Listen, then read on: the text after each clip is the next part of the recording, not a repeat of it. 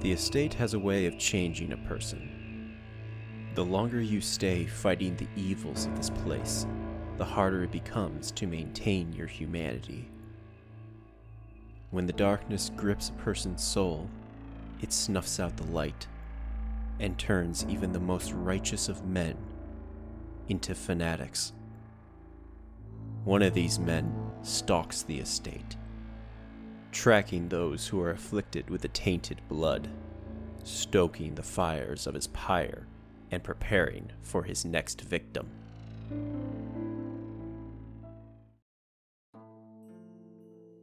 So how much can be said about this man? He doesn't speak. We never read anything about him. We don't even know his name.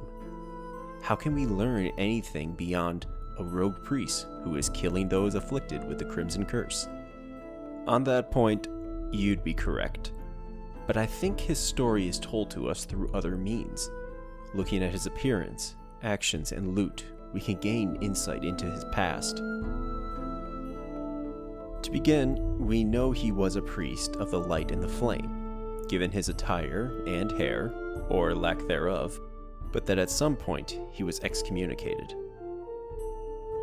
He's wearing several trinkets associated with the church.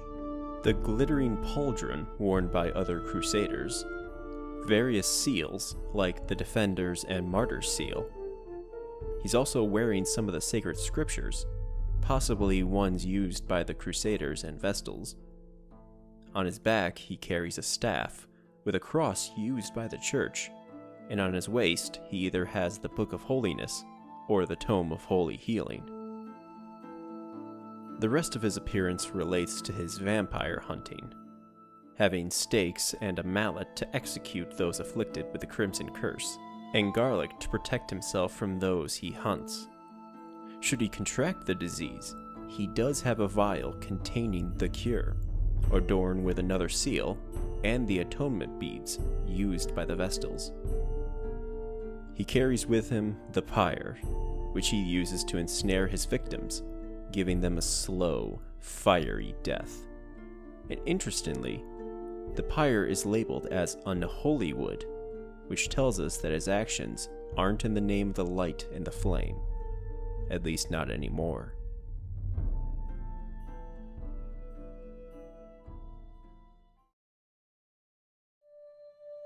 So here's the situation I find myself in. I have three branching ideas as to his origins, and trying to explain all three simultaneously would be too much to keep track of, and it would destroy the flow of this video. So I've decided to explain it in 3 segments, with 3 separate timelines: A, B, and C. As a wise man once said, if you have to have an origin story, you're better off making it multiple choice.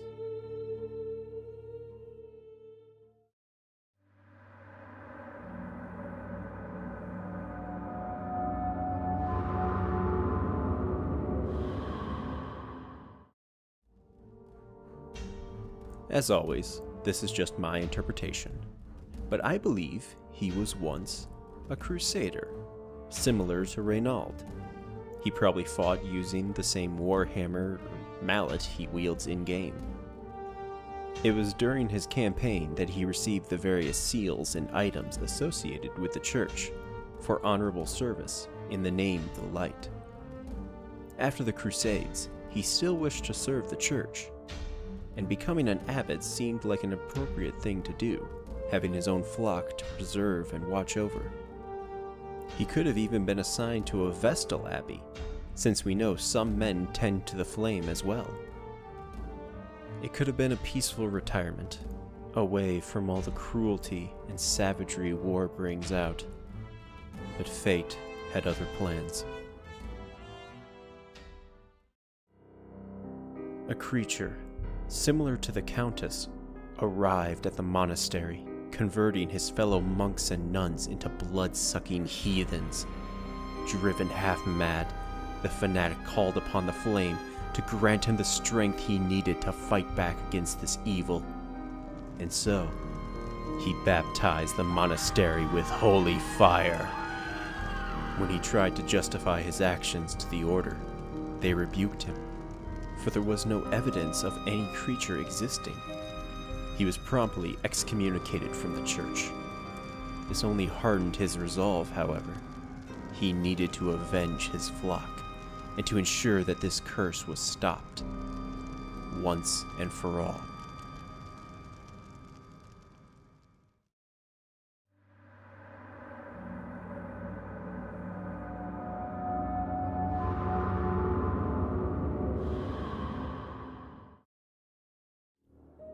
Similar to Timeline A, he fought in the Crusades and still wanted to serve the church, but instead of becoming an abbot, he took a darker path, as an inquisitor, seeking out and eliminating heretics with holy fire. This could explain where his affinity with burning his victims comes from, since it was a common form of execution. He roamed from town to town, burning those he deemed guilty in the name of the flame, until he came to a small village infested with the Crimson Curse. Faced with a foe unlike anything he had encountered before, if he had any hope of defeating this monstrosity, he would have to take extreme measures. So he set the entire village ablaze and wiped it off the face of the earth. When he attempted to vindicate his actions to the church, they disowned him and excommunicated him. But the damage was already done. If his own brothers-in-arms would not see the threat in front of their very own eyes, then they were no different than the unholy monstrosities stemming from this curse. He would continue his own personal crusade against the blood-sucking menace, roaming from town to town, burning them out wherever they hid.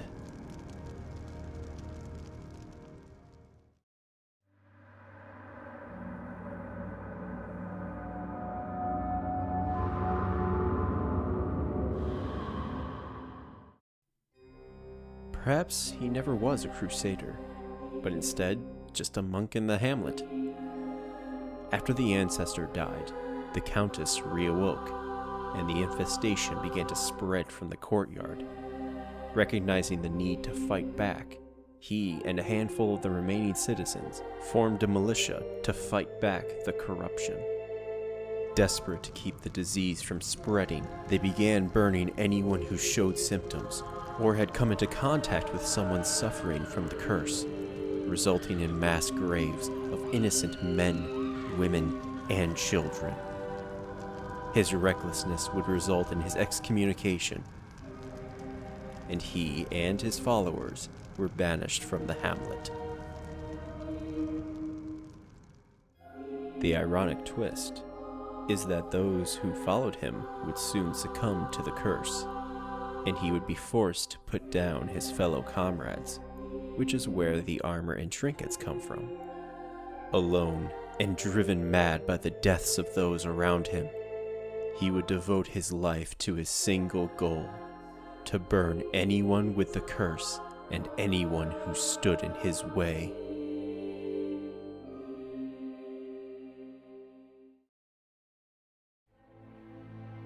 Maybe it's one of these.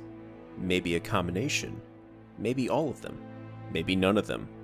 But to be completely honest, it's irrelevant. The man he once was is gone, replaced with the absolute belief that only he can stop this curse. So if he wants to stop the disease, why not go into the courtyard and face the Countess? Well, I don't think he can. The only way we can gain access to the courtyard is through invitation. The fanatic burns all his victims, so the invitations would be destroyed, or he just doesn't even acknowledge it and is solely focused on containing the disease. Recall that he has the cure for the Crimson Curse, so he probably knows the recipe to reproduce it, or at the very least, where it came from. The fact that he chooses to kill people afflicted with the disease instead of curing them tells us that he's too far gone. In some strange way, I pity him. If he was once a hero, then it's tragic. If he was always unhinged, he could still be a useful asset.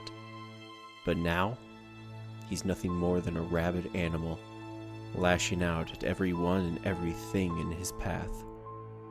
Another monster, created by the estate and let loose upon the world.